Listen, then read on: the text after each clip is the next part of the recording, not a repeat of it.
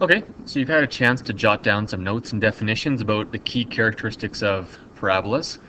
Now if you flip over the paper, you see this side, and all it is a chart. I just want you to use your calculator to get some practice graphing parabolas and to identify specifically the vertex in this case. So I'm going to go through one example with you. Let's check out this one here. It says y equals 2x squared plus 1.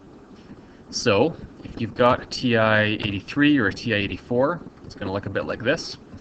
And to graph it, just hit the y equals button, and then we just type it in. We go 2x squared plus 1. There we go.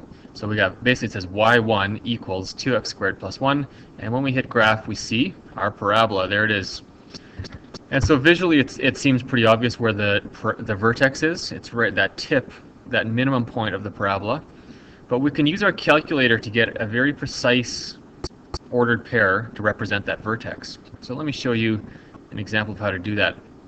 Hit second function, so you see this little arrow up in the corner, and then hit the trace button. So what we're doing, we're going into the calc menu. So again, it's second function and then hit the trace button, and you get this menu, very important menu.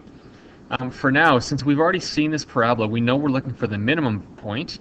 And so let's go down to number 3, which is called minimum, and that will let us do it. So hit enter here, and now you've got this blinking cursor on the function. You can move it around to the left and to the right, and your calculator is asking you a few questions. First, it asks you left bound question mark. What that means is they want you to put the blinking cursor somewhere on the left side of the vertex. So where it is now is fine. Anywhere around here is fine. All these points are to the left of the vertex.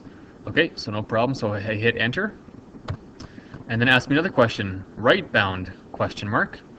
So now I have to move my cursor until it's on the right side of the vertex. So somewhere over on this side, it's on the right of the vertex. Okay, so hit enter, and check it out. See these two arrows here? Basically, those are the inputs I've given the computer, and so what I've told the computer that the vertex is in between these two arrows, and sure enough, it is. It's in there somewhere. And so the final question is guess question mark. So that just, it asks you to put the blinking cursor approximately where you think the vertex is. Hit enter. It does a bunch of computations and then gives you an answer. The minimum, which is what we're looking for, has an x coordinate of 0 and a y coordinate of 1. So there you go. The computer did all the work for you. And so what we can do back on our paper now is just right in this little spot right here, vertex, just go bracket 0, 1, the ordered pair of the vertex. And once you know that, you should be able to figure out what the minimum value in this case. The minimum is 1. Axis of symmetry would be x equals 0. Domain for every parabola is all real numbers, and the range for this one would be all the real numbers such that y is greater than or equal to positive 1. Okay, so I'll let you do the rest of them. I'm just going to quickly run through the exact same thing with you TI Inspire people. It's no different. Basically, open up a graphing screen, go down to where it says f1 of x equals, and again, just type it in the function. What was it? I think it was 2x squared plus 1. Enter. There's the parabola. Okay, but the only maybe confusing thing is where do you get that menu, that calculate menu? So for this guy, just hit menu. Pretty simple. And then you can see we have the same options. Where is it? Oh yeah, in analyze graph. Here's the same options on the other calculator. And what we want is number 2, minimum. And the process is the same. The calculator still needs to know lower bound. So move your finger over until you're somewhere on the left side of the vertex. So right about there is fine. Hit enter. And then move the cursor till you're on the right-hand side of the vertex somewhere.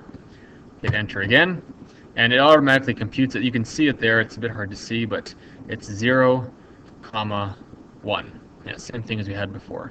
So, anyways, I know this was a little bit quick, so you might need a little clarification. Maybe you can work with your partner and help each other out to figure that out. But your task is to go through all the rest of these quadratic functions, fill in the entire chart, and then in your own words describe how to find the coordinates of the vertex using your calculator. The second part, let's leave it for now. We will need to do this, but maybe not right away. And then for the practice questions, can you please do these guys here for homework? If you don't get them done right now in class. All right, have a wonderful day. Good luck on your test tomorrow, and I will see you folks on Wednesday.